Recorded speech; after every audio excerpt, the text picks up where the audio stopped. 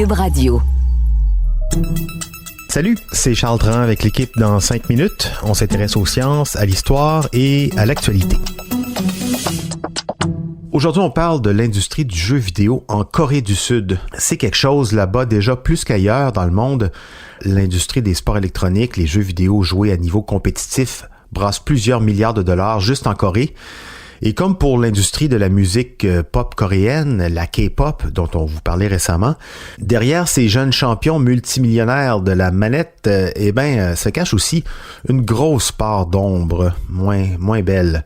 Parce que pour devenir champion de League of Legends, d'Overwatch ou de Fortnite, ça prend plus que du talent, ça prend plus que du temps aussi, ça prend beaucoup de sacrifices.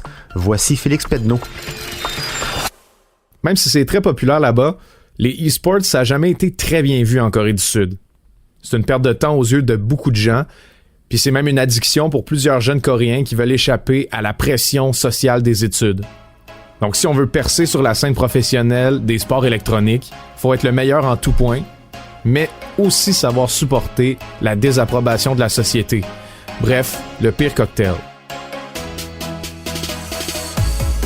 Ça s'explique par le fait que dès le début des années 2000, avoir des activités parascolaires ou même flâner entre amis, ça commençait à être très mal vu dans la société sud-coréenne qui valorise énormément l'éducation avant tout le reste.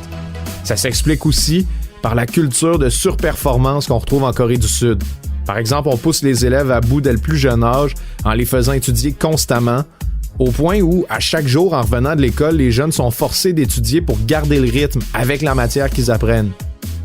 C'est paradoxal parce que je vous décris pas vraiment un environnement qui est propice pour tirer de la fierté du gaming. Percer dans les e-sports, ça implique donc de commencer jeune, autour de 10 ou 12 ans à peu près, à performer activement dans un jeu vidéo précis.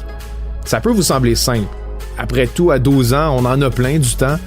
Mais quand je dis jouer, je veux dire jouer, là. Jouer un minimum de 10 à 12 heures par jour, à chaque jour. 제발 예측큐 어디 여기. Bon, évidemment, il y a certains joueurs qui ont un talent inné qui les fait performer sans mettre autant d'efforts dans le jeu, mais cette moyenne d'heures de jeu-là est reconnue non seulement parmi les joueurs, mais aussi parmi les recruteurs des équipes de e-sports. Ils commencent même à défricher les jeunes talents à partir de 13 ans. On le sait, les carrières peuvent commencer aussitôt qu'à 16 ans dans les e-sports. Donc un joueur qui veut une carrière va devoir se résoudre à négliger l'école, qui est très demandante en Corée, au profit du jeu. C'est là que la plus grosse pression commence finalement. Lutter contre la désapprobation des parents. Bon, des jeunes même ici au Québec ont probablement vécu la même chose. Subir la désapprobation parentale, négliger ses notes, s'accrocher à l'idée qu'on peut percer, c'est un cocktail de stress qui est néfaste, mais qui permet potentiellement de jouer avec les meilleurs au monde. Certains appelleront ça un sacrifice. Bon, heureusement, depuis que des champions de e-sports font des millions par année, il y a des écoles privées qui ont vu là-dedans une manne suffisante pour encadrer des aspirants gamers. So as you can see, we have multiple students, all different ages, training in all different games. Elles se sont donc mises en Corée à offrir des concentrations spéciales dédiées au sport électronique. Our coaches are very flexible. They can teach all different kinds of games. Par exemple, à Game Coach Academy à Séoul, on inclut des heures dédiées au gaming directement à l'école. Il y a des devoirs axés sur les jeux vidéo compétitifs et il y a un encadrement physique et mental pour devenir un meilleur gamer. C'est le meilleur moyen de consolider école et jeux vidéo jusqu'à présent. Les écoles qui souscrivent à la concentration e-sports reçoivent même du financement du gouvernement en Corée du Sud parce que c'est considéré comme un moyen de lutter contre l'addiction aux jeux vidéo. Par contre, étudier dans une école privée de ce genre-là, c'est pas donné à tout le monde. C'est un privilège. Des parents sceptiques du e-sports ou des parents pauvres pourraient pas offrir ça à leurs enfants, par exemple. Puis même à ça, l'éducation des écoles des e-sports est pas tout à fait la même que celle dans les écoles régulières. En fait, en sortant d'une concentration de sport électronique, un élève moyen aura jamais les mêmes acquis que les étudiants moyens. Encore une fois, c'est la pression de percer ou d'échouer qui nous pousse à prendre ce choix-là. Puis cette décision-là peut demander plus de 70 heures d'investissement de soi par semaine. Tout ça, c'est en sachant que percer, ça peut soit ne jamais arriver. Puis alors là, on a tout fait pour rien. Ou arriver juste une fois, très tôt dans la vie d'un athlète. On évalue que le temps où un cyberathlète, donc un professionnel des e-sports, est au pic de ses capacités, c'est entre 18 et 23 ans. Après ça, les réflexes se détériorent. Alors, dans les années où il est à son pic, c'est très important qu'un joueur ne développe pas de blessure.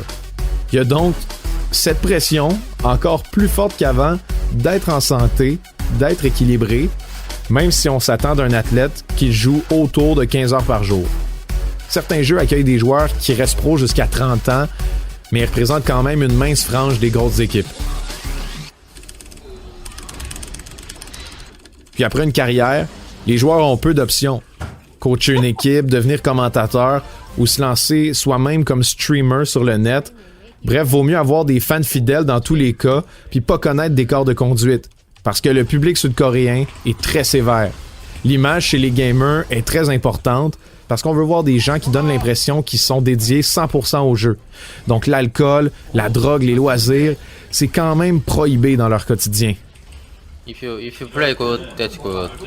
We're good. S'il ne se trouve pas d'opportunité d'avenir, plusieurs joueurs coréens peuvent se retrouver désarmés très jeunes, parfois à 23 ans quand leur premier contrat avec un gros club n'est pas renouvelé.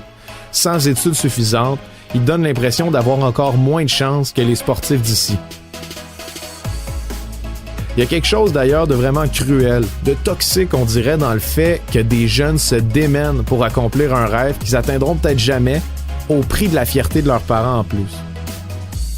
Ouais, on dirait une société qui a un rapport trouble avec le jeu vidéo en général, en particulier avec cette industrie. Soit tu es un champion mondial riche et adulé, soit tu es un moins que rien, même aux yeux de tes parents. De quoi, en effet, scraper bien des vies, comme on dit en coréen. Merci Félix Pedneau, c'était en 5 minutes.